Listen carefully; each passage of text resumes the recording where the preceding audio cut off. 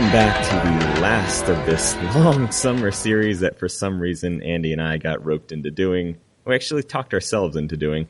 We're ranking... This was your idea. I'm ruining your intro already. Yeah, I know. I just wanted to do my list. You know I don't care about other people. Oh, and in hindsight, such a bad decision. Anyway, we're finally getting to the finish line here. We're reviewing our last 4 seasons of Survivor in order to make our own perfect, indisputable Purple Rock Survivor rankings. Andy and I are bringing back our most popular guest, Matt, to get us through these last 4 seasons. So, Matt, welcome back.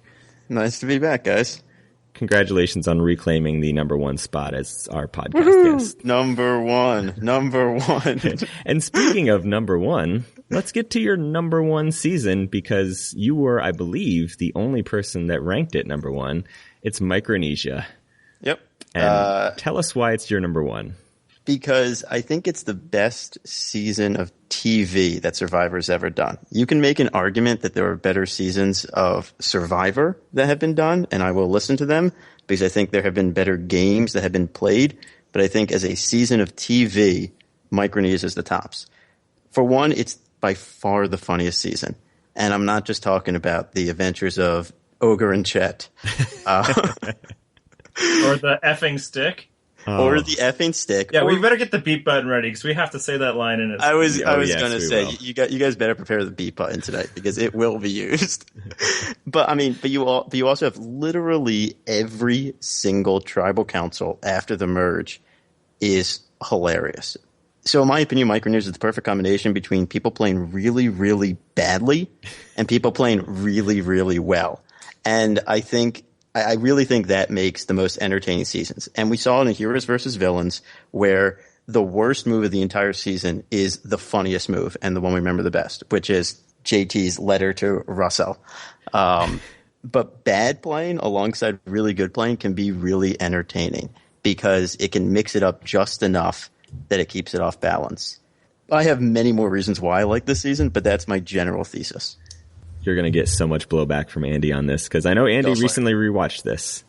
Yeah, so I did. I rewatched it because for the longest time, my opinion was so far out of lockstep with everybody else. Matt's the only one to rank this number 1, but many other people had it in their top 5. I haven't looked. Maybe John does as well. And I was just basically like, am I wrong? Which, let's be real, that's not a sensation I feel very often, or something I do. So I did for the first time ever, I rewatched a season of Survivor, and I came away with it with 2 thoughts. One, I probably didn't judge it enough on its own personal merits. When I was watching it the first time, I do think there was some stuff that it didn't go the way I wanted to, and at that point in my Survivor fandom, that was enough to shade my feelings on it.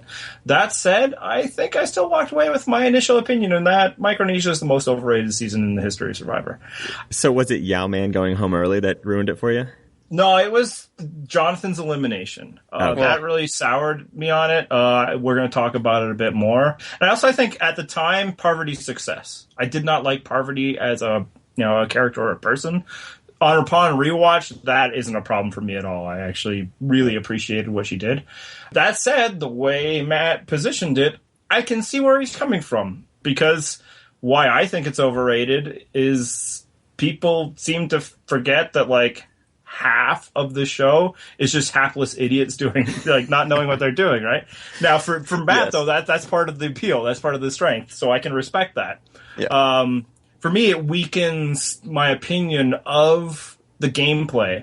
A lot of people think, there's so many great moves and all that. And there certainly are a lot of moves. And there are certainly some that are also very good. And maybe even some that are great. I have one specifically that I think is underratedly great.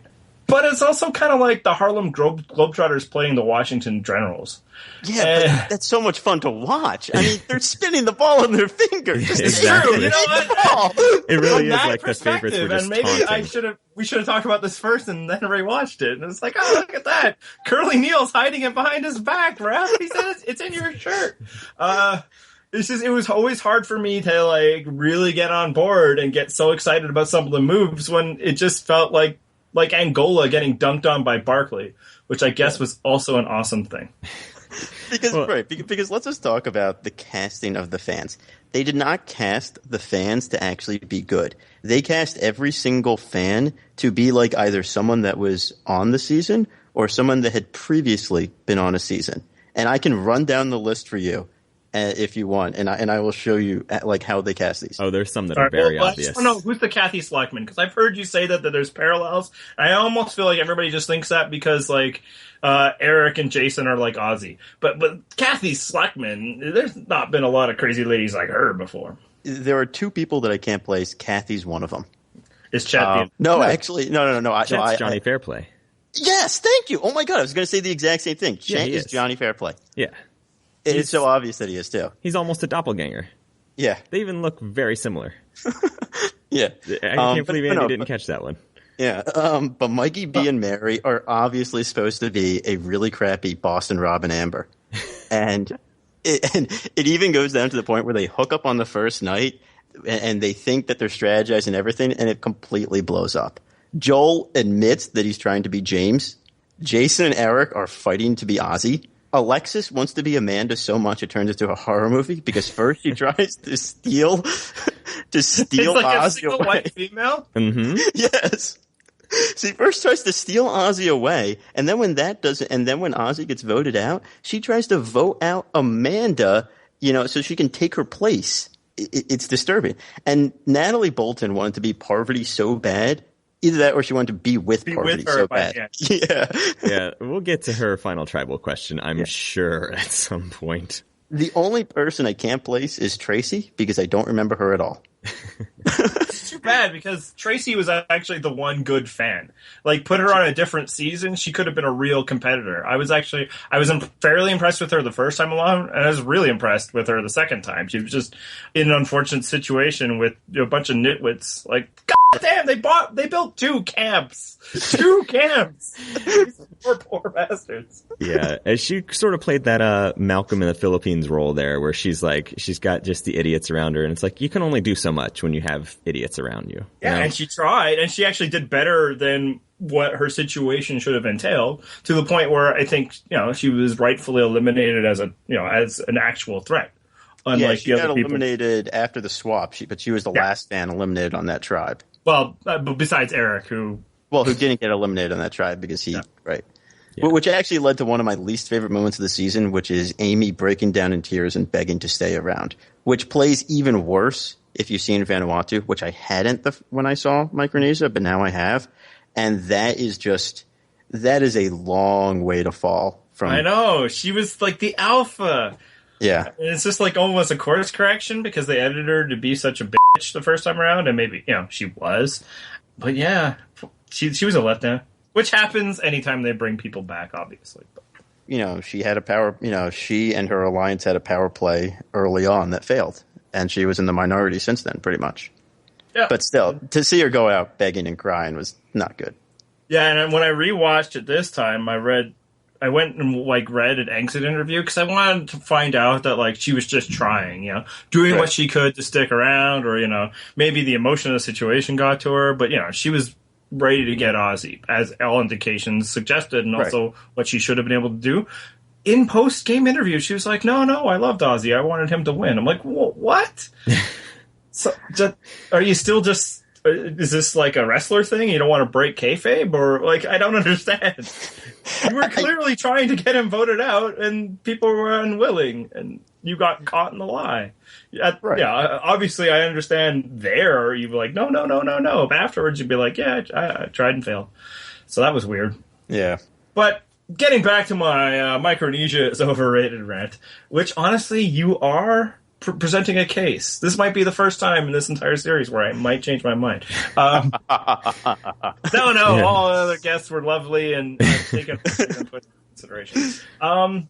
People hate on All-Stars because it was Boston Rob beating up on these idiots, of which they were the greatest players ever assembled up until that point. Mm-hmm. But then they love Micronesia, which was literally half of people beating up on completely overmatched idiots. And it's how is it just that people don't like Boston Rob? Is that it? It's maybe. People on the internet are naturally a bit of iconoclast, and he's popular with people not on the internet, and thus he sucks. Or maybe they just had too much of a fill of him. No, but it's like, for me, the big difference between those two seasons is that Micronesia is hilarious. I honestly think Micronesia is the funniest season of Survivor. And you guys kind of got into it earlier, but it's when you get down to those final 3 Black Widows, it's basically like they're running towards the end zone and just shaking the ball behind them. Like, they're really just like rubbing it in everybody's face that they are that much better than the fans. Like, the fans were a joke. They were so bad. But it's understandable. It's just that the fans were bad. It was just like the ones that were actually fans, like Eric, no, he specifically. Was bad. No, he was bad. But he was just like a poor kid who was like stuck in hero worship. Like, I felt bad for him, as dumb as his move was, which, you know, let's be real, might be the dumbest move in the history of Survivor until... You've defended it before. Yeah, well, my defense is he was a kid who was trying to make friends with people that he, like, looked up to on TV. And he thought this would help carry him to the end. And understand, I'm defending stupidity here.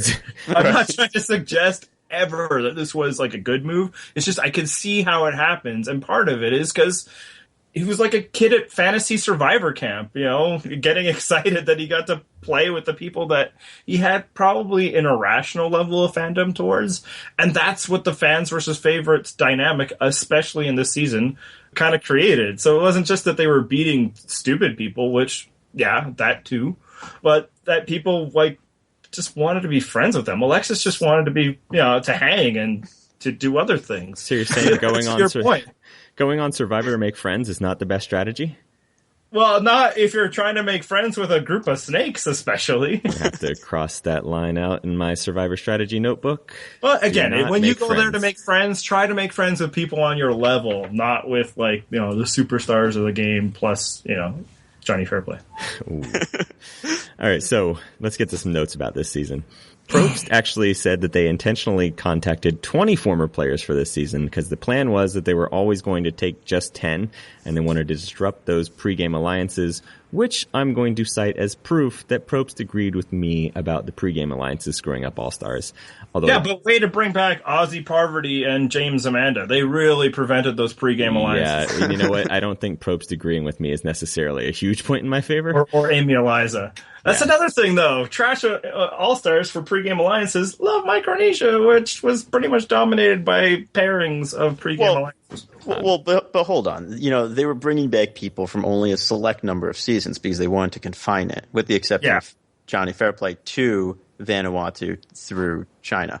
And so they're going to have multiple people from each season, and they're going to have multiple people from after the merge because you don't bring back people from before the merge. So it's always going to be people who played together. You know, and actually in Cook Islands, Penner worked with Parvati longer than Ozzy worked with Parvati. Right, so, but he betrayed her. Well, right. Whereas... Yeah, I know. I'm just saying. Hey, speaking of Penner, Petter, Freudian slip. Anyway, first ever season with 2 medical evacuations. Yeah. So we had 2 evacuations and 2 quits in this season because I'm going to call Johnny Fairplay a quit. Yeah, and that's insane. Well, there's the thing. If you want Kathy to include Chad as well, that gets to 5. That's a good point. Which is another point of my most overrated season in the history of Survivor, is that 1/4 of the eliminations basically were outside of the confines of the game. Yep. And that's actually a totally fair criticism. Yes. And like some of that's obviously some of that's unfortunate, and some of it will also get into when we talk worst about part of the game, which is they did this to themselves. Yeah. And last point before we get to the questions here, but there were no winners amongst the returnees, and I actually think that was probably intentional. I think they actually had some fear of the All-Stars attack the winners plan, and only dialed back the people that hadn't quite won the game. So I have no doubt. I thought that was basically. So actually, question about the timing here about that, because I'm pretty sure that this occurred very shortly after China. Yes. To the point where Amanda probably had not had the votes read and knew she hadn't won because she was invited onto this season. Do you think so? I don't know if she would have known, because I don't think she was a big enough Survivor fan to know that these other people hadn't won. I'm pretty sure she got clued into it at some point during the season. Yeah, and also they probably all discussed it, right? Yeah, because at some point during the season, I think you can kind of like I think like the way she like talks about Survivor kind of changes, and I think it's I went from winning to oh crap I lost. Yeah, and yeah, I believe that's probably the timeline. Like some of China had aired, but they had not had the live reunion yet.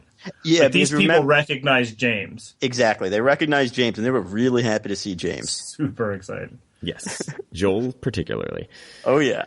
So, all right. So, question number 1: what was the biggest highlight of the season for you, Matt? Literally every tribal council after the merge. There are like so many moments I want to highlight, but I want to get to the one that I know you want me to talk about. Yes. Which is during the worst part of the season, there was also the best part of the season, which is during one challenge, which is the worst challenge that Survivor has ever done, which I'm sure we'll discuss later. Joel and Chet are paired up together, and they're trying to catch Parvati and Eliza. And Joel is dragging Chet around like he is a rag doll. Yes, they are tied by a rope to each other. Yeah, and he's dragging him around, and every time Chet goes down, and it happens multiple times because he is literally slamming him into logs and just throwing him on the ground, and it is just like the guy probably had 3 concussions during that thing. Yes, and at the end of it, Joel is just pissed off because he lost, and all Chet says to him, and he says it in this like weak voice that he always talked with, was just, "I hit my head," and Joel says, "I don't care." And Chet says, I know. Oh, it's the best, the clincher. I know. So resigned. He's like, I know you hate me. Whatever. Oh, it's fantastic. Yeah. But going back a second, I mean, the actual highlight of the season is just every tribal post-merge. You first have the fucking stick. There's the beep. Then you have the Ozzy blindside, which was like the most beautiful moment of Schadenfreude. Because Ozzy had the idol, and they just ran circles around him and sent him home, and he went off in a snit fit. Yes. And it was fantastic. Oh, it was beautiful for us Ozzy haters, especially. It was great. Yeah, and then this is probably actually my favorite tribal council, even above the Eliza Stick one, the Jason blindside, because the best part about the Jason blindside is James the Gravedigger, because James the Gravedigger is just demolishing Jason. He is all over him. He's like, he'd have to be the biggest dummy in the world to get to not play the idol here. And he just is going on and on about how stupid he would have to be to get voted out here. And then he gets voted out, and the expression on James's face is just like, I really thought I'd never see anyone that dumb. James felt so vindicated. He did. That was my favorite tribal council of the season. But then you have probably the best play of the season, which was when Amanda pulled out the idol and sent Alexis home. That was the one real threat Amanda and Parvati faced the entire season, and they pulled out the surprise idol that we didn't even know she had. And then Eric gave up immunity, and then the finale, which had the surprise extra tribal. So disappointing. Andy, what was your highlight? What he said, and this is obviously why it played really well for people, as Matt says, for television. Just explosion after explosion after explosion for those tribal councils. My counter, when I felt at the time, and still to a degree, is like, overmatched people, it lessens it. It would have been a little more exciting, which is why to pick one, and why I think it's kind of underrated, because it's not as funny, it's not as memorable as some of the other ones. But I do think the elimination of Ozzy was the best moment of the season, and might actually be one of the top 10 biggest eliminations in the history of the show. Because, and this is something I picked up the second time watching, but he was really positioned as in the best spot. Yeah. I mean, as we saw, Amy was, throwing herself at him to worship at the the foot of Ozzy. Obviously, Eric, worshipped every day. He was the guy. He had the idol. He was in control. Few people at that stage in the game have been more in control than what Ozzy was being positioned, both in the edit and by some of the players themselves. And you thought he had Amanda on lock. Right. Yeah, and he thought he had it, right? Amanda, she was blindsided. Right. So the way that, Parvati, Suri, and Natalie Alexis were able to turn that on him and take out a player at his stature at that point in the game, yes, obviously it was very satisfying for us. I will say, of all my, distaste a bit for Micronesia at the time. I was psyched to see Ozzy leave then. But even just because we don't like Ozzy, just from a respect level, the guy was doing pretty well, and then he was gone. And that was a great moment. And you have to remember, this is Ozzy. He doesn't need a lot of wiggle room to be able to just go on an immunity run and go all the way to the end. It's a lot of the challenges that come later are won by Jason or Eric. Oh yeah, that's probably thinking about it now, that might have been the one. The very last one, I think you might have been able to get him there too. Mm-hmm. But I think that's probably the argument that Parvati and her crew made when they were deciding to blindside Ozzy. Is like, you're not going to get many chances. Like, last season when we were debating whether Tony should have made that move so quickly on LJ or not. And ultimately it's like, well, when you're making a move against the power play, sooner is better than later. And they got it right this time. Right. Whose idea was it? Because I don't remember this. Was it Parvati's or Cerise? Oh, God, I just watched it. And I think it was Parvati's. I think if I'm thinking about the edit and the way they were building it up, and that with conversations, it's basically that Parvati was just one of the group, and she was kind of lucky to be there, and she was tired of not being respected. Now, some of that also came from James after the vote, so it could have been Cerise, but I think it was maybe a joint decision.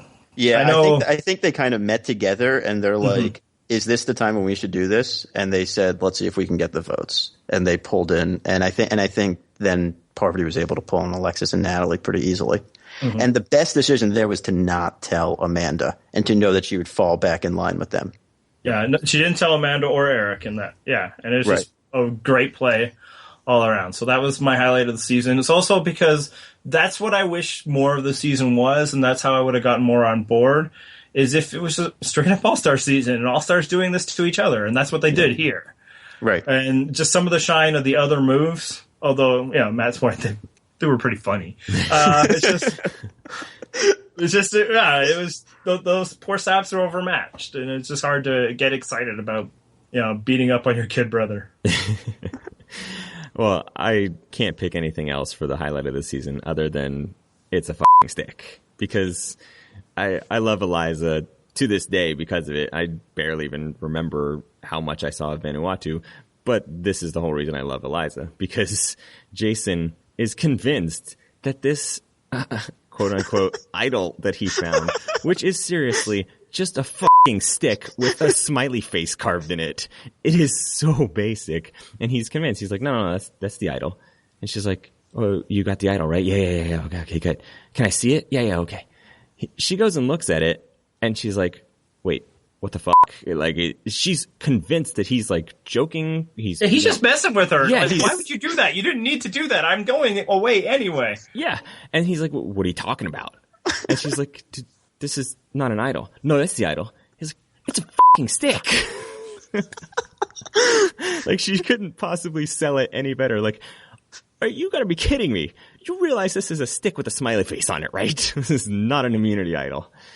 And one of the best parts is actually, if you've ever heard her tell the story about what happened, when she goes to look at the idol to get it from Jason's bag for the first time, apparently every single camera person on the island started to run after her because they were told, whatever you do not miss her reaction to seeing this idol. So they were all running after her. She turned around and she was like, what the hell is going on? She didn't even think they were coming for her at first. She just didn't understand. Did somebody fall into a fire or something? Yeah, pretty much. But every single camera person on the island was converging on her because they were basically told if they missed that they get fired. Yeah, so, and with good reason, because that was amazing. You have to get that. Yeah. So they knew that was going to be a comedy at the time. So. Oh yeah, I was just gonna say, because Jason Sisko is just, he was the gift that kept on giving in terms of comedy. We were talking about stupid players with regard to One World, because Probst brought that up, but I don't think there's ever been anyone stupider than Jason Siska. He was he was so fucking dumb. Okay. Well, we'll see what happens after this season, because it seems like there's at least one pairing of Jason There's a good challenger this season. Jason Siska versus Eddie from Fans vs. Favorites 2. Who wins? In terms of smarts? Yeah. Eddie wants to build a dog bar. I think that's better than anything Jason came up with. Solid. And you were the one that came up with the name. Bark for it. Yeah. That's a great one. Bar K. That's right. All right. So, defining player of this season, Matt, who was it? It's hard to go against Parvati. I think there's a lot of people that kind of make this season a fun season, but I think she's the winner and she was in the mix. I mean, there's other people too, but it's hard to go against her. Andy? I have two answers, and not because I'm flip-flopping, but it just speaks to my opinion of the season. To one, I agree with Matt, with Parvati, and that's the biggest thing I got watching it the second time around, is I wasn't giving her enough credit the first time. Part of it is because the show is edited that post-Aussie, it's Amanda's game. And some of that's there. People are talking like Amanda's the big threat that they need to vote out. But that's because Parvati is doing such a great job socially that nobody's coming after her. She controlled all the cards. She's the one that brought that alliance together. Suri was able to integrate and then also have a relationship with those girls. Amanda never did at all. But it's because of Parvati. And then she was able to flip between the two. She was able to blindside Alexis with Amanda because she knew nobody was coming after her. She was insulated and she was able to make the moves. And while Suri, I believe to this day, would have won if it had been a final three, and Suri was also really, really good in this season. She was my other choice. Yeah, and at the time I was like, well, Suri's the player. But you watch it again, and the whole social dynamic is shaped by Parvati. And the cutthroat way of moving about, that's Suri and Parvati, but kind of the more nastiness that was a bit in there is Parvati. So she defines it that way. But my other thing is, my big argument against Micronesia is how half the tribe was dimwits, and thus I think Eric is actually a pretty defining player. I was going to say he was so outwitted. He so just wanted to hang. He so just wanted to be liked that he gave up his immunity. So if we're talking about one of the things people love about Micronesia is all the crazy thing that's happened. Well, what was crazier than what Eric did? Yeah, I mean, again, that is something that I don't think we'll never see someone do that again because no, it's not true because we have seen people do that again. Yes. Yep. Oh my God, I forgot about that. But you're right, that happens again, and the same thing always happens. And that situation was actually very similar to the Eric one. Yep. They guilted him into it, and he did it for reasons not involved in the game, and they voted him right out. Yeah, and deservedly so. Like I never felt like, ooh, those evil girls. It's just kind of like, that poor kid. He's just. Yep. He shouldn't have been there. No. Yeah. My answer, I mean, it's got to be one of the final three women. I have a hard time saying Amanda just because it's so painful to watch Amanda at a second final tribal in a row. And I really think Amanda being there denied us one of the best final two matchups that we probably would have ever seen. Suri would have mopped the floor with her. Parvati did so? not. Parvati did not give a good final tribal council. She just was not as bad as Amanda. I was actually surprised by that watching. Also, like, Parvati's supporters weren't challenging her. They were asking her to sleep with them. That was whereas Amanda's was, but it was more just like she was giving Amanda rope. Whereas Suri, she would have talked her way through that. Yeah. Well, can we just actually talk about how close we actually came for the first time to ever getting a tie at the tribal? Because if you remember, one vote. This was an even number of jurors. The final vote was 5-3, and I'm almost positive that 2 jurors did not make up their mind until final tribal. Like Eliza votes Amanda, which I'm guessing is what she went in there thinking. Yeah, I think Eliza came in there thinking Amanda, and I think Jason came in there without having his mind made up. And yet, I guess I'm going with Parvati just because I'd love to pick Suri, but I already picked her for Panama anyway, so we'll let Parvati have this season. So one note on Amanda, because basically we always think that she just gives terrible final tribal councils. She lost this one at the final tribal council, and maybe she did, but I almost think she lost it the tribal council before, where she just kept crying about how she had to vote out Suri and how it was unfair that they had to do all this. The jury really seemed turned off by that. And maybe if she did a better performance in the final two, she could have, fixed that. But the way it ended up, I think they were just like, oh, I'm so glad that voting off one of us was hard, but the rest of us was just fun and games. Yep. And, we're tired of your crying, beauty queen. So I think she might have lost it there more than she lost at the absolute last vote. Well, but I think they kind of played together because from what I remember of her final tribal, it was a very apologetic tribal council, and it very much played into that. Right. Right. But Parvati really owned her game. She was like, yeah, I was making the big moves. I was betraying you.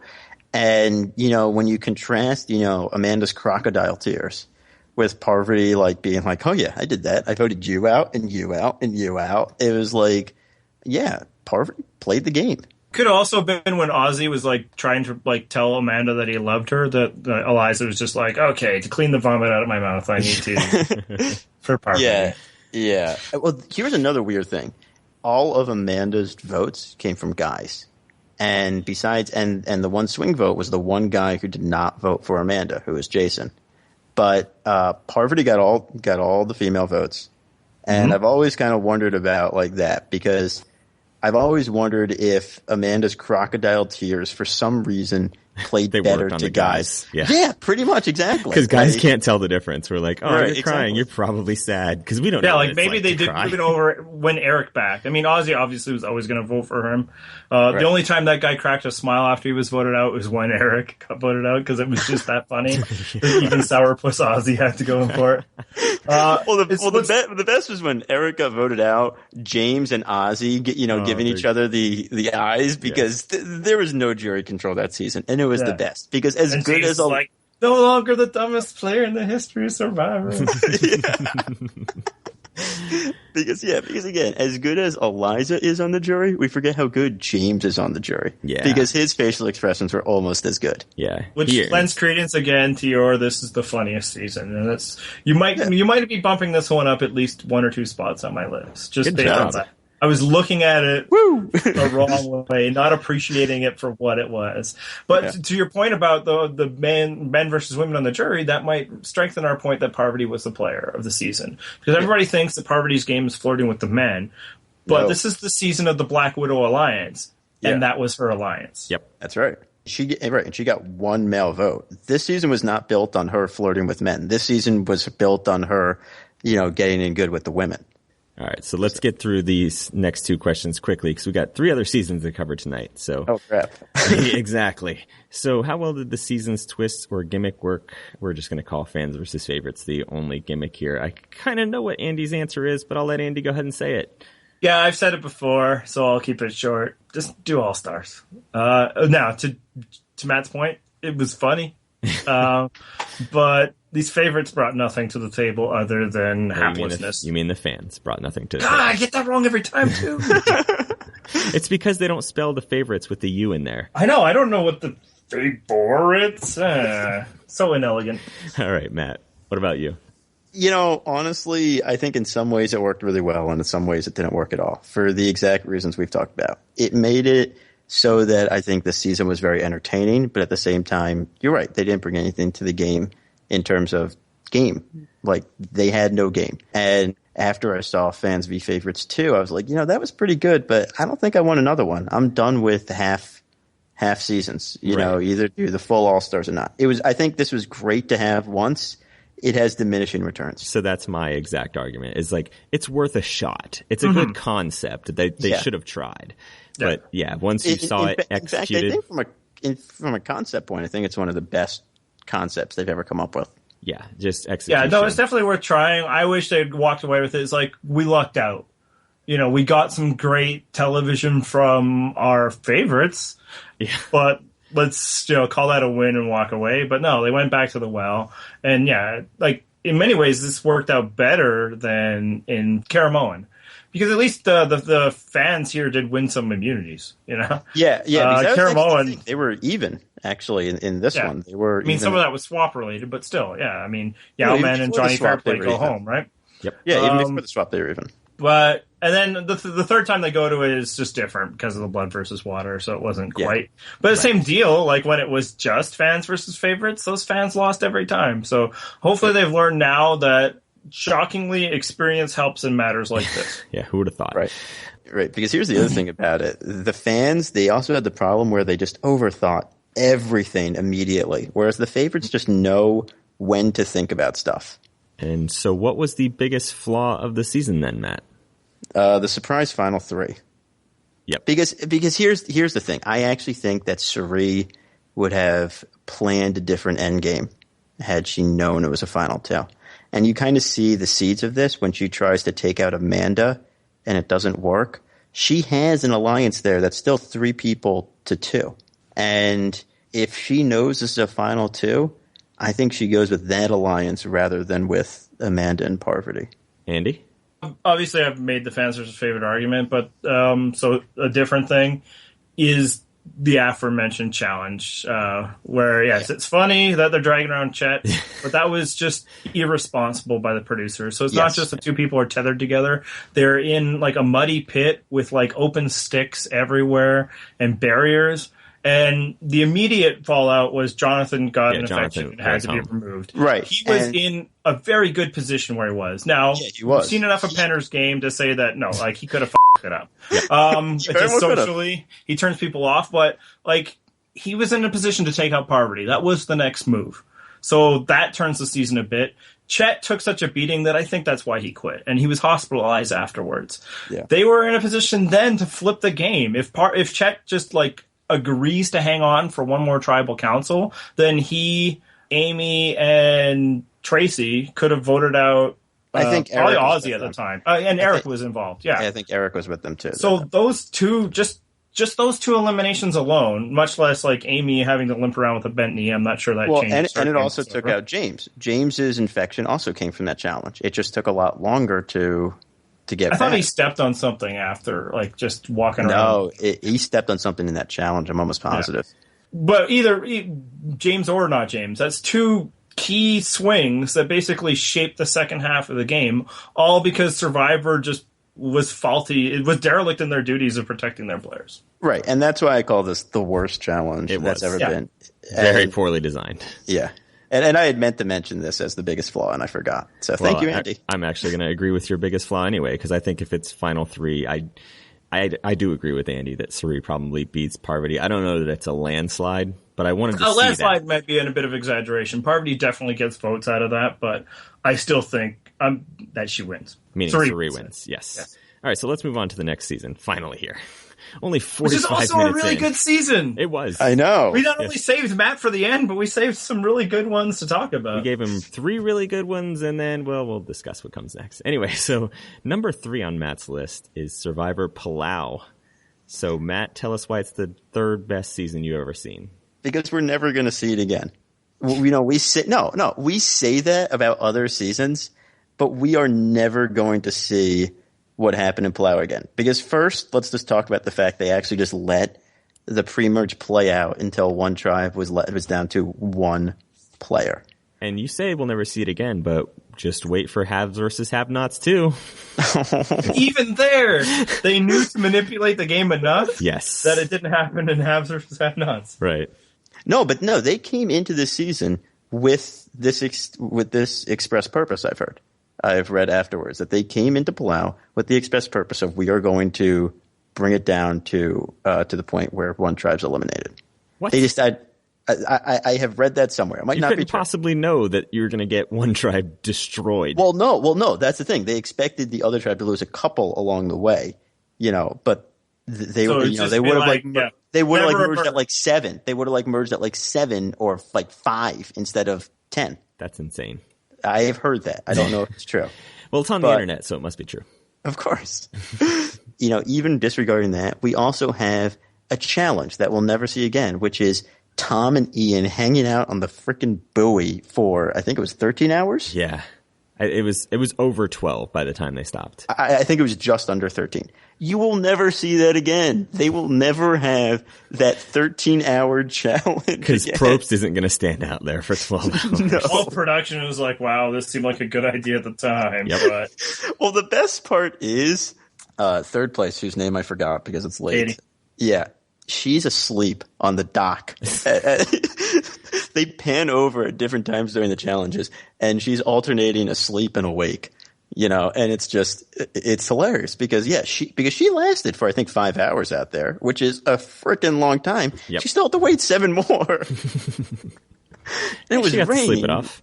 Yeah, and it was raining and it was miserable. I don't know how they did that. You're never going to see that again.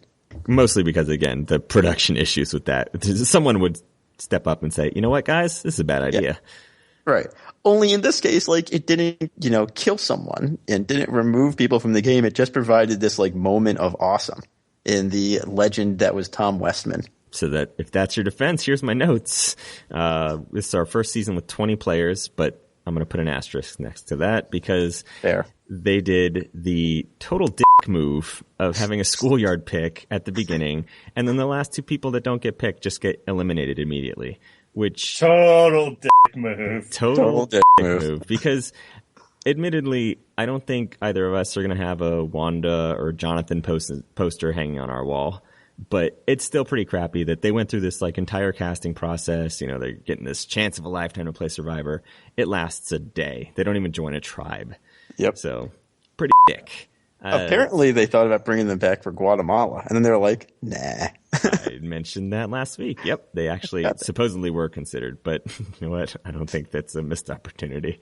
No. So last but not least, we got a quick sample of what Exile Island was going to be like in future seasons, but it was only tested once as a punishment for losing a challenge, and it sort of had the reverse effect of finding an immunity idol.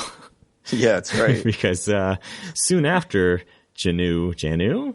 Yeah. Sure. She was sent there. She decided, you know what? Not a big fan of this game. I'm going to quit. So it's the reverse immunity idol from Exile Island. I like it. Yeah, thanks. All right, so biggest highlight of the season. Matt, start us off. I mean, it's just as I said, the pre-merge. Just watching the Tom Westman's tribe just eliminate them one by one. And the impressive thing about it was they did it in a number of different ways. And the other tribe, if you remember, was pretty much entirely young. And yes. Tom Westman's tribe was not. There was a couple young guys, but that was the more middle-aged tribe. Yeah. And they were still going out there. And every time they came to something where the other tribe was trying to brute strength it, they just took a moment, they thought about how to do it, and then they just did it smarter. And there's one challenge in particular I remember from the pre-merge, which is they were dragging the chests on the bottom of the ocean. And every time they've done this challenge, it's brutal. You just see really, really strong people struggling with it. Tom Westman dragged that chest by himself the entire way. And the other tribe barely moved theirs. Yep. It was I've never seen one person beat an entire team like Tom Westman did in that challenge. Yeah, this isn't a highlight, but to Matt's point and why I also really love this season is the domination, and it was so unique. At the time, we were conditioned that Survivor will never let this happen. They will swap. They will, find challenges that the other people can compete with. They will do something, but it's just week after week of domination. It was this can't keep happening. The other team's going to win.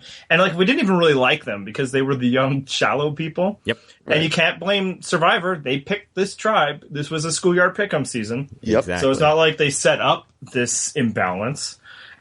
And there was no end to it, and you're kind of cheering for it too. It's you're cheering for the Miami Heat to break the 33 games in a row, I did, which you did exactly. It's normally you don't want to, but it's after a while, it's I just want to see this happen. Yep. I don't even care whether I like these people or not, or those poor, because it's you feel for Stephanie or something. But it was really awesome to see, and then it continues on that Tom dominates in the second half. In a way that, again, you don't do in Survivor. Tom gets taken out after the merge. That the Tom types. That's what we have learned from Survivor up until this point. That being this dominant, being this obvious a target is a bad thing, and thus you should try to strive for some level of mediocrity. And Palau smashed all of that. So that's why I love the season. Now my highlight that I now remember is actually one of my favorite moments of Survivor is when Tom and Ian did not fear the purple rock. Oh, yeah. That's a good one. Yeah, so following in a reward challenge that clearly showed the pecking order. I'm not sure if it was it was a pecking order type challenge, too, where they took out Karen first and then Tom. But also then it was pick who you want to go on reward. I believe Greg wins. He picks his island girlfriend, rest in peace. Jennifer Lyons. Jen. That's right. Yeah. And then they pick Katie as well. And now, so Ian feels all left out because previously the four of them were thinking, yeah, we're going to have to take out Tom sometime, which is the reasonable thought. Yes, you do actually have to take out Tom sometime. But Ian is so upset knowing that, he's next on the list after Tom, if that's the way people are going to start to play. And it's like, hey, we got 3 here, they got 3 there. They had the backup plan that we'll try to pull Katie over at the last minute, but if not, whatever, let's just try it. If it takes a tie, our resolve is stronger than them. And that was such a great moment. It also illustrates why the Purple Rock is the best tiebreaker, because most people will avoid it. Yes. And one side's will be stronger than the other. And that's exactly what happened here. Katie wasn't going to risk herself for that Purple Rock.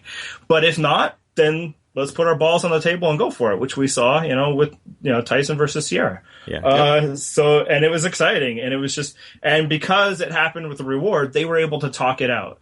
Tom and Ian sussed it all out. They came up with the plan. They came up with the reasons not and why not. And then we're just, you know what? We're going for it. And it was awesome. The one thing that Ian did not come up with is that actually lost him the game, because blindsiding Katie. No, it did. Blindsiding Katie like he did was the exact reason why Katie held a grudge with him for the rest of the game and why he got guilted into stepping down at the end. Well, so you're just leading right into my highlight of the season, which is Ian giving up at the very end. Because we actually discussed last week, we were talking to Adam about Borneo and how Hatch intentionally quitting that final challenge guaranteed him a spot in the final 2. It was so brilliant. This was like the exact opposite of that. It was really like, why are you quitting? Like, you might actually stand a chance. I mean, if you actually and beat Tom was saying, I'll take you. Let's just get off these goddamn buoys. Yeah. And he's like, no, just, I'm going to quit. Don't even take me. Well, what? First of all, if he won and he takes, was it Katie was third, right? Yeah, Katie. Yeah, so if he takes her to the end, it's reasonable to think that he could win. Oh, Ian was he probably wins with it. Maybe he even sweeps. Like, maybe Kobe votes for Ian, but Kobe was upset about Tom. Yeah. Right, because that's the thing. That season, it was the second that they avoided the Purple Rock, that season was Ian or Tom. Yes. There was no chance there was going to be anyone else. Right. And the entire post-merge of that season was building up to Ian versus Tom, which is why that final challenge was so satisfying, was because this had been building. It was like the young up-and-comer versus the champion. And Tom totally sunned him. Yes, he did. Because there was mind games too. I remember at the time on the internet there were some people who were kind of turned off by that, because up until then Tom was like the prototypical hero of Survivor in a way that almost nobody could be, because his dominant victories was largely shielding him from any kind of negative type gameplay. Not that, we're the kind of people who view it negatively, but they do. And they're like, oh, the way he guilted that poor kid. And I'm like, yeah, the way he guilted that poor kid. The way he guilted all that kid. All the love and Survivor, baby. Right, yeah, I mean, I think that was the moment that kind of cemented for me that Tom played. If he didn't play the best game of Survivor for a first timer, up to that point, I think it was right up there. He's right up there. It's close to a perfect game, right? Because it really is. There was one time to get Tom out in the entire. No, there was 2 game. Actually. There was 2. He finished second twice back to back, and one of them was the Janu quit, I think. Oh no, one of them was the Stephanie vote. Actually. Right. Yeah, one of them was the Stephanie vote, and then the next one was the Purple Rock. And both times he did not win immunity. Ian edged him by the slimmest of margins. Both times he was right there, and Ian beat him. And that was the thing. Every single challenge, it was Tom and Ian, and it came down to Tom versus Ian every single time. So Tom is the definitive player, right? I was going to say, so I'm going to assume it's unanimous here. Oh, yeah. Finding players, Tom. Yep, okay. Palau, what makes Palau exciting and different from everything else is it's the physical season, and he defines that. Even the pre-merge challenges, there's one challenge I can think of that's not terribly physical pre-merge, and it's the best puzzle they've ever done, which is the water slide puzzle. I don't know if you guys remember that, but they had a challenge. It was when they were down to 3 people on the tribe, and it was Kobe leading the puzzle, and it was a slide puzzle in the water, and that was an awesome slide puzzle because you couldn't see the puzzle except for the person doing the calling. It's actually a really hard puzzle. It was very visual. It was cool to look at. And Kobe completely bossed it. And it was awesome. So, how well did the season's twist or gimmick work? I personally thought that having one tribe win every challenge was a great twist. I agree. Yeah. I mean, I don't know if that's a twist. No. Matt is suggesting that it is, but yeah, that's what's awesome about the season. Otherwise, no, we'll call the schoolyard pick the twist, which I'll go first and say that I think eliminating 2 players from it's kind of but I like the idea. I think they should do that more often. Start the season with letting people basically pick their tribes. I feel like that adds some drama right away. You guys agree? Yeah, I really like the schoolyard pick in general. When they do a swap, it's my favorite type of swap just because I always kind of like to see who people pick and either how well it works or how horribly it works. Like Panama's the great. Yeah, Panama's your favorite case. Because Panama, it both works great and terribly. Yes. At the same time. Gets a super solid alliance of people who hate each other. It was the best pick ever. Yep. But no, I like the schoolyard pick and I like to see it more often. And I'm kind of sad we haven't had one in a while. They should do it for Blood versus Water. Yes, I pick my sister. Maybe they do. I really we'll wanted see. that strong guy. All right. And biggest flaw of the season, Andy, go ahead. I think many people would think the imbalance, right? That it was just basically watching one tribe get dominated. But no, that's the strength of the season, right? The oolonging is the great joy of Palau. So I don't really have a lot of complaints. I think I had a small one that I can't think of right now. But no, I'm good. Matt?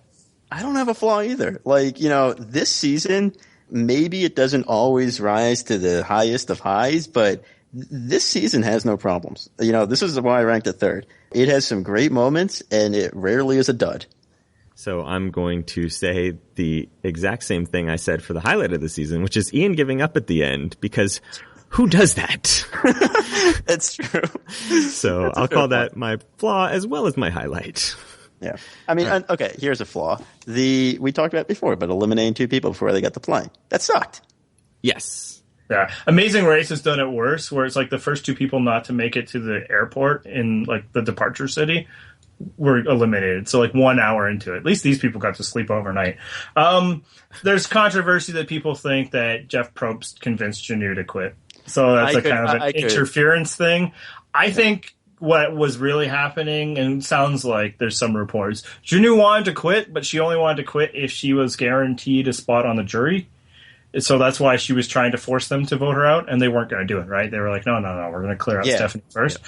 So I think production did get involved in that. They would much rather have somebody contributing to good television versus somebody not. Right. So they just basically put it on hold so they could consult and tell Janu, yes, if you quit, you can stay.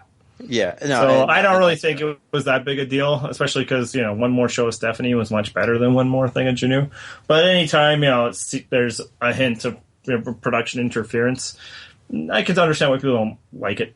Yeah, I mean, and they really wanted to keep Janu around for the eventual Tom power play.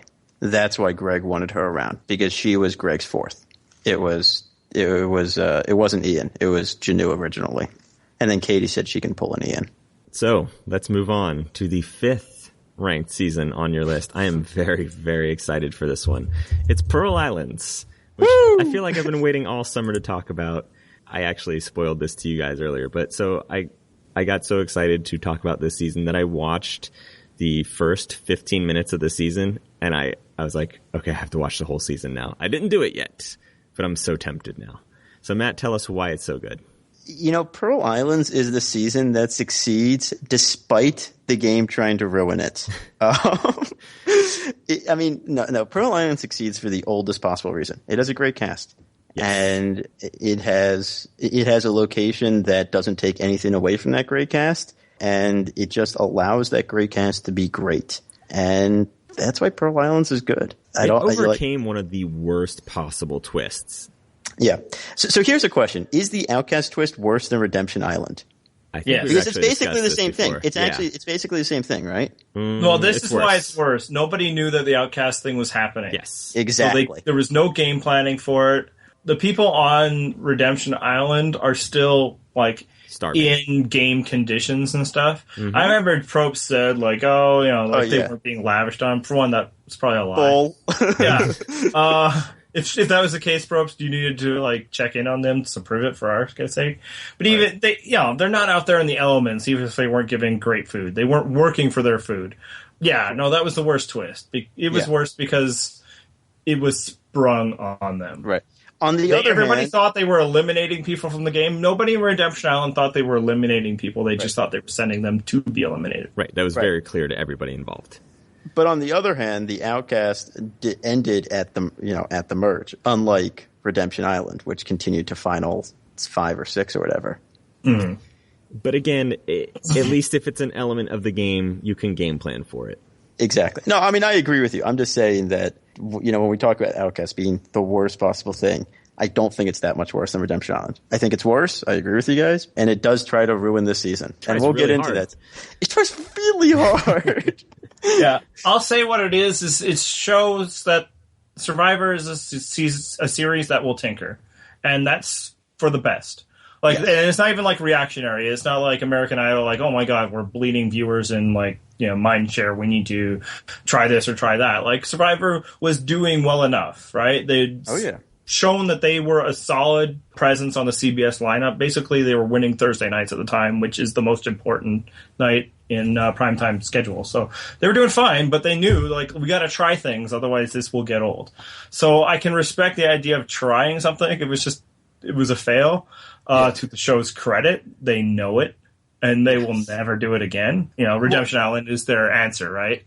Is finding a way of doing it a little more equitably. I was just going to say, I think if they did know about the Outcast like they do know about Redemption Island, I think I would prefer an Outcast twist where it's just one challenge where they might not even come back in if the other 2 tribes win, or they might only place 1 in instead of that. I think I prefer that equitably to Redemption Island if they know about it and if they can somehow balance the conditions. Before I saw how it played and before I thought about it, I actually thought, oh, that's a really neat idea, like I'm sure production did. Because, it is nice to sometimes have people get a second chance. I think the idea there is nice, but it ruins the flow of the game. It ruins the entire point of voting people out. It theoretically is nice, right? We've all had it where people we enjoyed are taken out. But, we now have 3 seasons worth of proof that, no, Survivor needs to be you're voted out, you're gone. Otherwise, it's broken. Yes. Yeah. So let's discuss how this season starts. Because, like I said, this is the extent of my notes. I didn't bother with, firsts and whatnot. I didn't really see a whole bunch of them when I was looking it up. But this season starts, they pretend they're taking everybody out for photo shoots on this big yacht. And then Probst jumps out and says, hey, guys, so see how you have your bags packed over here? You don't get to take any of these. Jump in the water. And that's become like a thing. Yes, up until that, people got to kind of dress up in their adventure wear and their revealing bikinis. But now, basically, they like making them look like castaways. Yes, Savage is in a suit. And he's like, what the hell am I going to do in a suit? And then, I think Austin was all dressed up as well. Austin was trying to smuggle some, like, champagne bottles or something. I forget what it was, but he was trying to smuggle some alcohol. And they caught him because they're like, okay, you have to give up everything that you have on you. And then they're like, here's some money. Go to a fishing village, which this whole sequence is amazing. Just everything that happens in the village. Rupert steals people's shoes. He does the whole pirate thing. Austin inexplicably goes up to the ladies and says, girls, listen, we only have so much money, but there's a lot of horny old men here. So, if you want to show some skin, we might get some free stuff. He just met these people like 10 minutes ago, and he's telling them, hey, if you want to flash your boobs, you can get some food. I'm assuming he went and told, Savage to give hand jobs to the local guys too, but they just edited that out. We didn't get to see that part. But, because Savage actually did it. Yeah, I'm sure he was very successful. He was saving those for Prost. So then Sandra, of course, has a huge advantage because she speaks Spanish. They're in Panama. She's going in, she's haggling in Spanish for rice. She's getting this, she trades a lady a necklace for an entire freaking barbecue. Like, there's chicken, there's tongs, there's foil. She's like taking everything from this lady. And she's calling in other people on her tribe to help her. I remember. Like, here, help me carry this. Meanwhile, Rupert trades shoes for a fucking pineapple. And Sandra is just getting this massive haul for a necklace. And then, one of my favorite parts, Sandra goes into a store. They're haggling. Oh, I would like these things.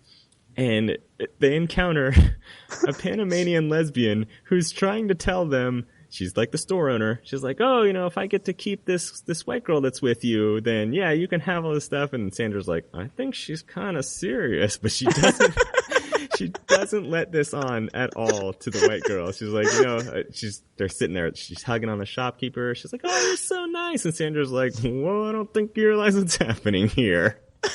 And this is all the first 15 minutes of the show. And it gets better from there on out. So that to me sells it. If you watch the first 15 minutes of this season and you're not hooked and you don't want to watch the whole thing, you're insane. Well, let's skip ahead to the highlight of the season because we had some pregame talk, and I think this flows into it. So, Matt, what was your highlight of the season? The first 15 minutes. Because because everything John just said is absolutely true. It's the best opening to a season we've ever had. People talk about like, oh yeah, it was really cool how they made them like walk, hike a long way, or hey, we started off with a schoolyard pick'em in Palau. Screw that. The best opening to a season was them haggling in the market, Rupert stealing shoes, Austin being a weirdo, and Sandra proving why she's the winner of the season. John? It's all right there. So I desperately want to say the first 15 minutes, and yet my hatred for John Dalton is so strong that I'm going to say Scoutmaster Lil voting him out at the end. That was my second one. It was the runner-up for me was the first 15 minutes because it's so good. But yeah. I just... feel so good when John Dalton goes home. I'm not even going to call him by his stupid nickname that he gave himself. We all thought we were being slick. Like, I'm going to show by picking. I'm the same. I'll be more specific is that Rupert stealing the shoes. And why I say that is it just showed what an amazing casting find he was from a character standpoint. Yes. And to Matt's point, the strength of Pearl Islands was the characters. Yes. Yeah. So we'll get right into the defining player thing because my answer is Rupert because he was somehow, and it's hilarious to think of now, he was the most popular survivor ever.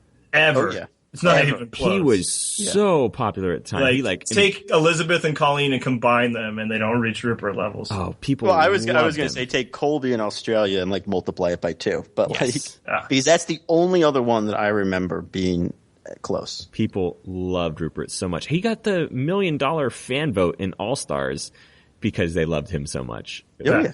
And he was an idiot in All Stars. Yes. He was building shelters under a low sea level. Literally burying his tribe.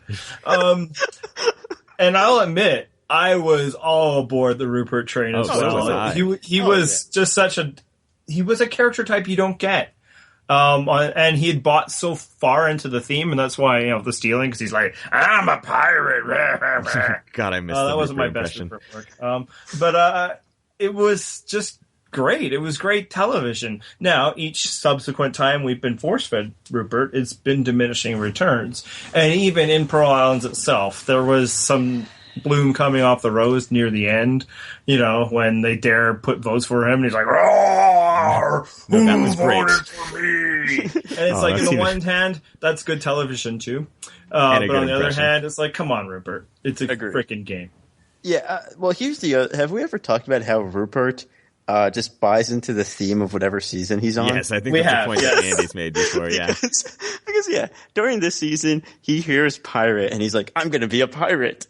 During Heroes versus Villains, he's playing the Heroes tribe. He's like, I'm going to be the biggest hero there ever was. During Blood versus Water, he thinks his wife is actually his blood.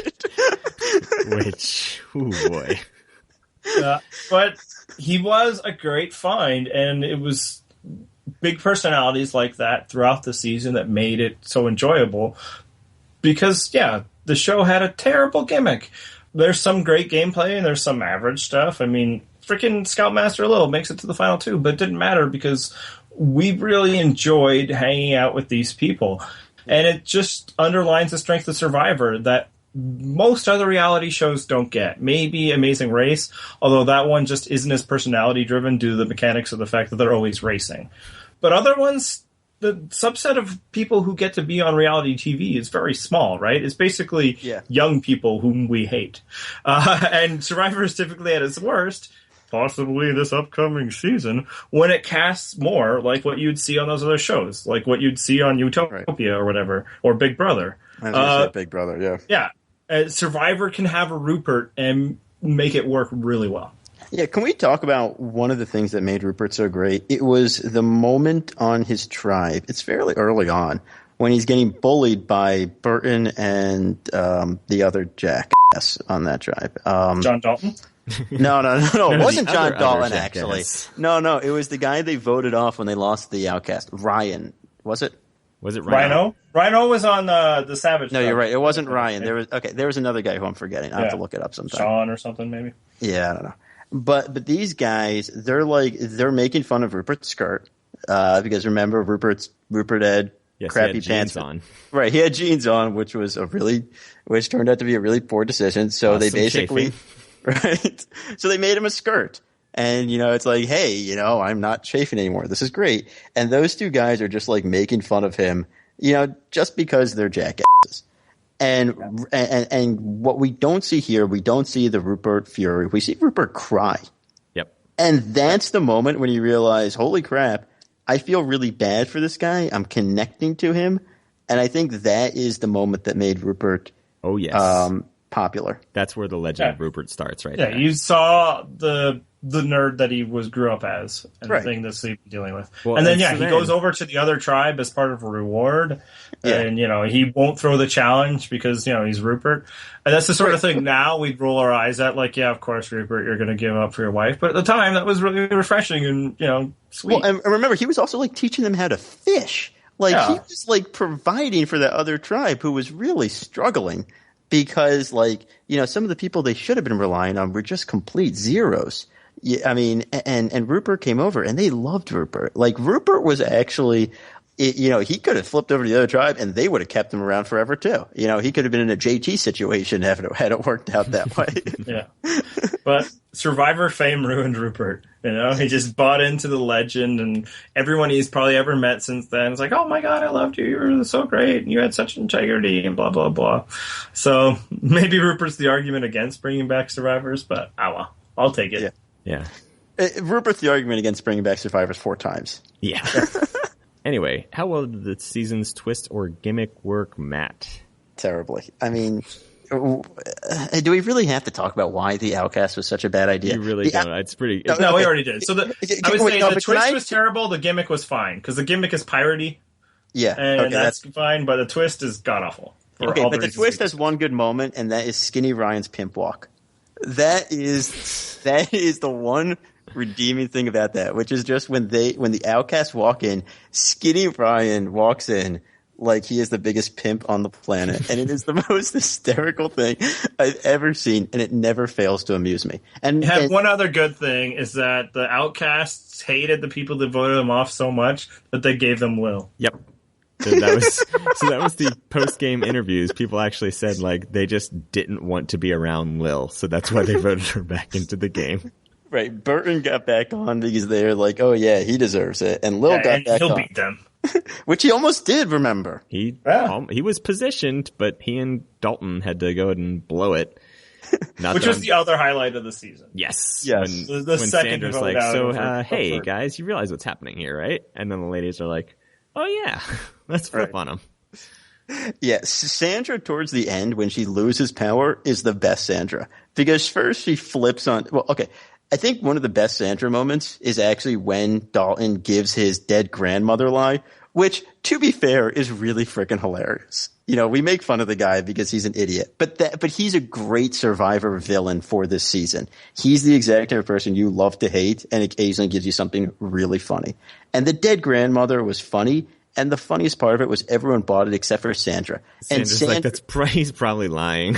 Yeah. It's like she got it immediately, and it was beautiful. It's just because she hated him. I don't think she was like perceptive or anything. She's just like, screw that guy. I don't care if his grandmother is dead. She probably isn't. Still, though, who says that? It's still amazing. And it kind of displayed why I like Sandra. Because, yeah, she is the mouthy mom.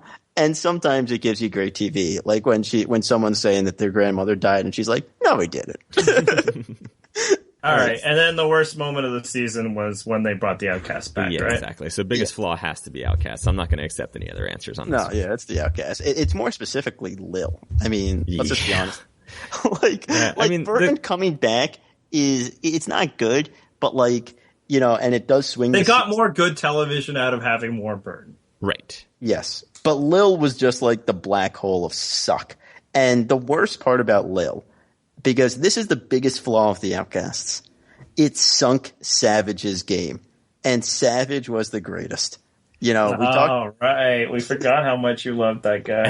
I love Savage. No, the biggest flaw of the season is they never brought Savage back. Because seriously, how have they never brought Savage back? He was awesome. Admittedly, he is the Probst type to bring back, too. Well, Probst wants to, I think. Yeah, I think Probst is a personal friend. That's the thing. No, they're personal friends, and he's never come back. And I have no idea why. He must not want to. That's the only explanation. I think there's just always a better one of his type, Doing heroes versus villains, and it's instead of Savage, let's just go with Tom Westman, Right, because Savage was kind of the knockoff Tom Westman. Yep. But the knockoff Tom Westman was still really awesome. It's the beta Savage was really good. He was. And that tribe was a whole bunch of suck, and they were only even in numbers because of him. So speaking of a whole lot of suck, the final season of Survivor we're going to talk transition. About for the entire summer. Woo! Thank God, we've hit the finish line. Survivor Africa. And Matt had this one ranked number 21, but to be fair, though, that you only had it 21 because you had 22 on your list. Correct. So tell us why you think this is an absolute shit show of a season. Okay. Africa's all about the proposition of what if we get a good cast together and sabotage it with the worst conditions ever seen on the show. And if you think I'm exaggerating, I just want to refresh you, not you guys, but the listeners, on what exactly they were dealing with during Africa. They had the smallest camps that the show has ever seen because they weren't allowed to wander away from them because they were surrounded by wild animals that would kill them. And they had like barbed wire fencing around them. Yes, there was like thick thatch and hatchets and stuff that they had to specifically build to keep literally the lions at bay. Yes. Yes. And by the way, they could hear them throughout the night. So it's not like they were, hunting them. Yes. And as if that was and as if that wasn't bad enough, it was probably the hottest season of Survivor ever because it was brutally hot. There was no cover. They were just out in the freaking African sun for the entire time. And they had no potable water. One tribe's water hole was a muddy pit that I have seen described as an elephant's toilet. Yep. And here's the thing. You can starve people. You can just, rain on them all the time. You can have awful flies. And you know what? People will react by just being cranky. And you know what? Cranky isn't always bad. It's not the best thing in the world, but it's not bad. But if you deprive people of water and space, all they're going to do is sit in the shelter and do nothing. And lay around. And that's what we saw. That's what we got. That's all we saw in Africa. We saw people sitting in the shelter and doing nothing. And the thing is, it was a good cast. This cast had Big Tom. And Big Tom got the final 4. And Big Tom, just to give you an idea of how much, I actually listened to an interview with him. According to him, he lost 60 pounds while he was out there. Jesus. That's how much deprivation. They were really big into the deprivation thing still at that point. And he lost 60 pounds, which is supposedly still a record. And I imagine it'll stay so for a very long time. I don't think that's being broken unless someone, gets a tape. You kind of have to have some padding to start with to get to the 60 anyway. Yeah. Every once in a while, you get people, Survivor fans, saying in the classic way of, in my day, things were tougher, that, they coddle Survivor too much. I wanted to see them get back to surviving. That's in the name. And the counter-argument always is Africa, where they tried to deprive them of everything, and it was terrible television. Now, at the time, it didn't register as much for me, because this is only the 3rd season, and I was so excited by it. Survivor was event television at the time, right? It was still just the concept was exciting. Yeah. But it turns out, no, you need to give them a few things. And not necessarily give them food, but give them opportunities to get food. Give them opportunities to get water. in Africa, they literally had to give them food because they weren't allowed to hunt. Mm-hmm. Yeah, absolutely. Because they were on a preserve. Like, they weren't allowed to fish. Like, so it wasn't even that these people were lazy. Yeah, they weren't allowed to your point, they couldn't exit their places without fear of death. But also, like, even if, they were protected, if there was protected regions, they weren't allowed to do anything to those regions because it was a preserve. So seeing people starve is not conducive if you want to watch people play games and give you television. It's also why people always like, they should do a change of pace. They should do it in a cold location. And speaking as a Canadian, no, they shouldn't. For that reason, you know what happens when it gets really cold? You know what you do? Everything you can to stay warm or you will die. If it's hot, you can lay around, you can go in the water, you can complain, you can get some water. If it reaches a certain point and you're out there too long exposed to it, you literally, parts of you fall off. That's what happens in cold weather places. So what would happen if they did Survivor Arctic is tribes would hang out in their igloos and wait until they had to leave. Yeah, I mean, right, because... Is that what you basically do in Canada, Andy? Kinda. I get, when I have to be outside too long because, a bus is waiting or something, I'm not, trying to be entertaining. I'm just shivering and trying to survive. Having lived in Chicago for a time, I kind of get that point, yes. Yeah. Well, you probably get colder at times because, the coming off of the water. Oh, yeah. But yeah. Oh. This is why people tune into a degree our podcast. of survival is important for Survivor to not become Big Brother. Yes. But too much is bad television, and they learned that in Africa.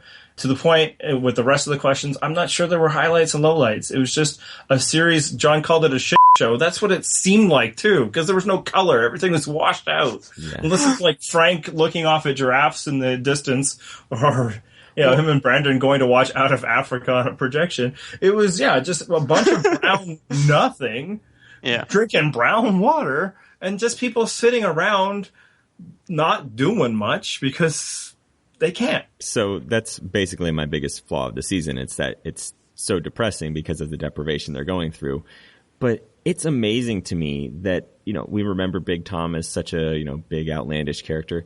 It's amazing to me that he could actually do that in the conditions that they had. If I was going through that, I would just be like, screw you all. I'm just going to lay here. I'll drink as much water as I possibly can, and I just hope I don't die. And that's basically what most of the people did. It's amazing they were even able to get any good moments from any of these people. I'm surprised they didn't all get dysentery, honestly. Because they were literally drinking mud. They were not drinking water. And that's the thing. You can survive for a while without food. It's not pleasant, but you can do it. You cannot survive without water. It shuts you down completely. And I got to be honest, this is the season that actually drove me away for Survivor until Samoa. I did not watch any seasons between here and Samoa, and then Samoa got me back in, and I've gone back and I've watched a lot of the ones in between. Yeah, and I buy that. It's just as I said, it was still just such a unique concept to me, and, it was a different television landscape back then.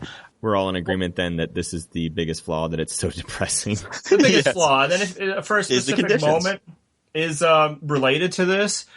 I know you guys are very amused by Big Tom, and he certainly was amusing at times, when he and the Jew can't have ham.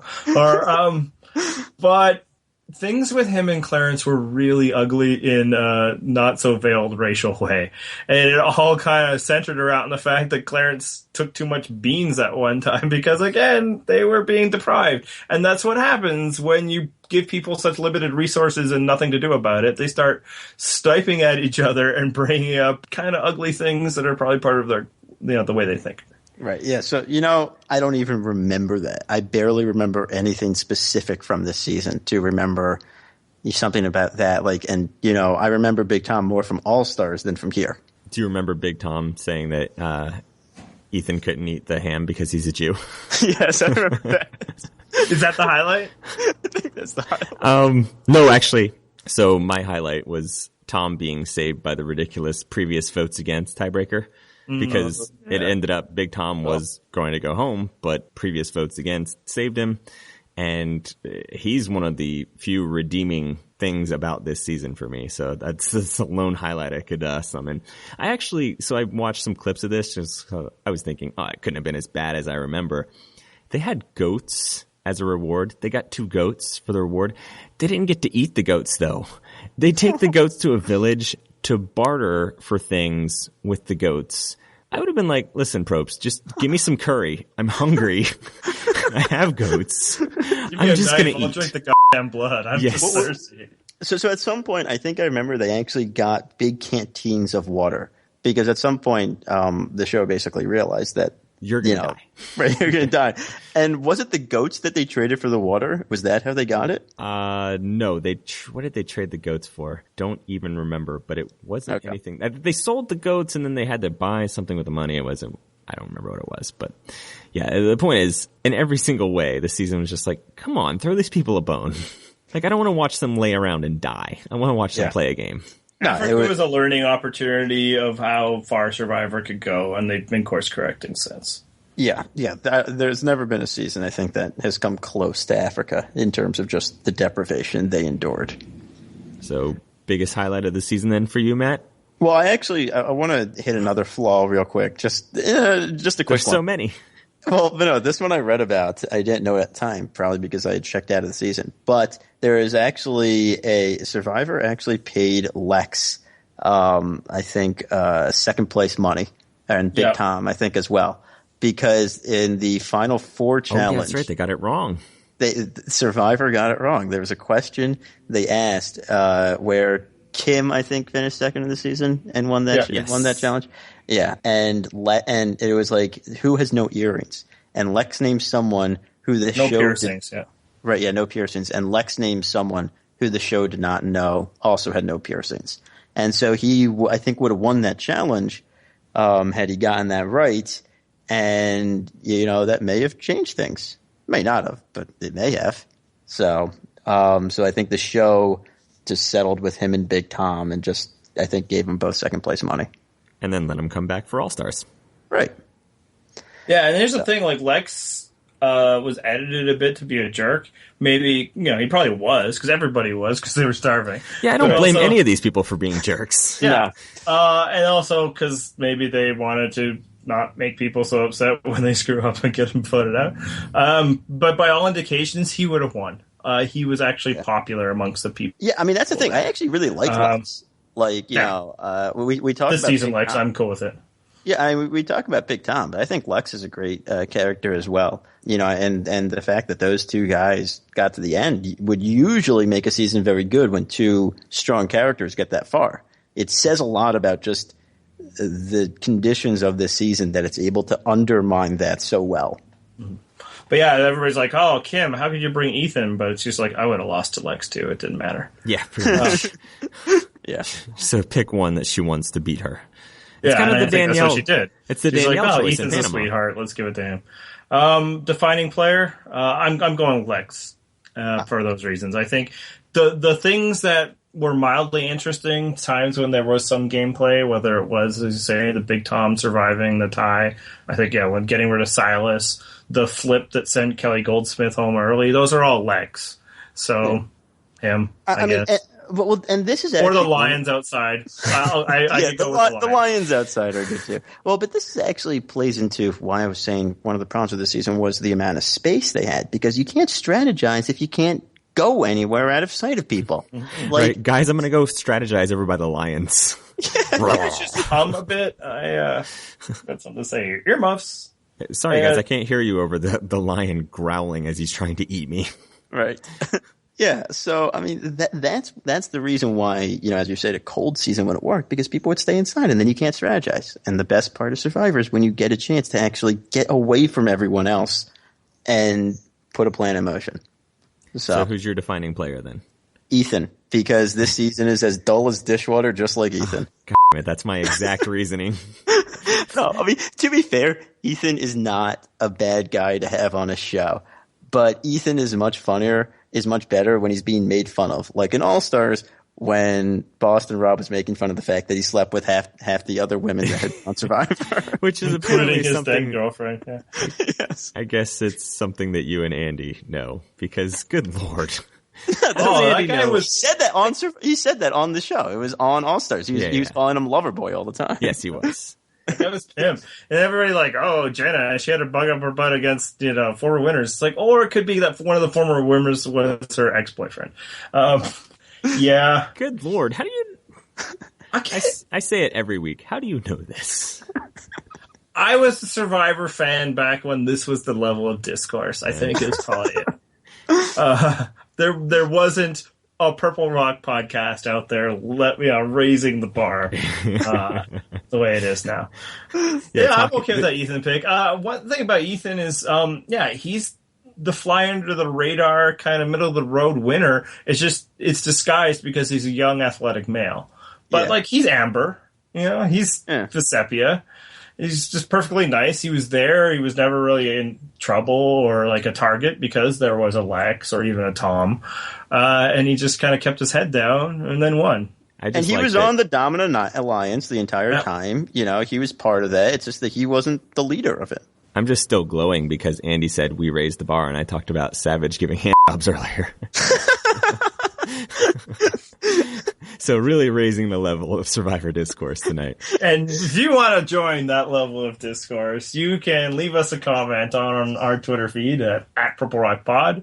Send us an email at purplerockpodcast@gmail.com or leave a comment on our blog, purplerockpodcast.wordpress.com.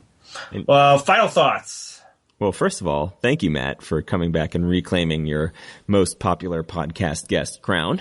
Yes. Happy to do it, guys. In your face, talk about Emma. These seasons. These were fun. Even the terrible one was fun to discuss. It was, because I hate that season, so I'm glad I got off. It drove you from Survivor. It drove me from Survivor. No other season has done that. No, it hasn't. But that's because a lot of them didn't get the opportunity. To be fair, Redemption Island got close. And you haven't seen Nicaragua, so... I have not seen Nicaragua, thanks. So don't, because it might drive you away anyway. All right, so we've talked to other people that have convinced us or tried to about the great things about some seasons, the bad things about other seasons. So now it's on me and John to put together our lists. We will do so soon and then hopefully record a podcast where we reveal the list and fight amongst ourselves in the way that you guys love. I actually read through the 12-page email that we got finally.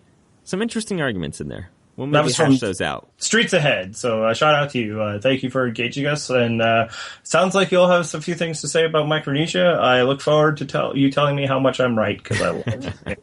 Wait, you guys got a 12-page email? Yes, we did. And hey, there's a first time for everything if someone tells you you're right, Andy. Well, I'm not sure when we're going to do our list podcast, but it'll happen. But we have like a season of Survivor coming up here pretty soon. Yeah, I don't think we should even bother previewing the cast because I think we can do it right now. It's total shit.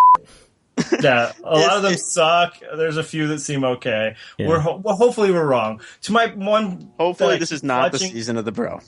Yeah, but hopefully I keep clutching. It's like think of how many people that we've liked that we would have hated in the pregame. Like, we would have hated JT, right? Well, we did hate Tony. Yeah, pregame I was like, yeah, that guy. First episode, that guy sucks. And then, Tony's the greatest. Yep. So, hopefully we're wrong. It just doesn't feel like it. No, this looks like a pretty bad cast. So, come and listen to us if you need to vent about the upcoming season of Survivor, because we'll be here every week. Yes. And on that note, theme music.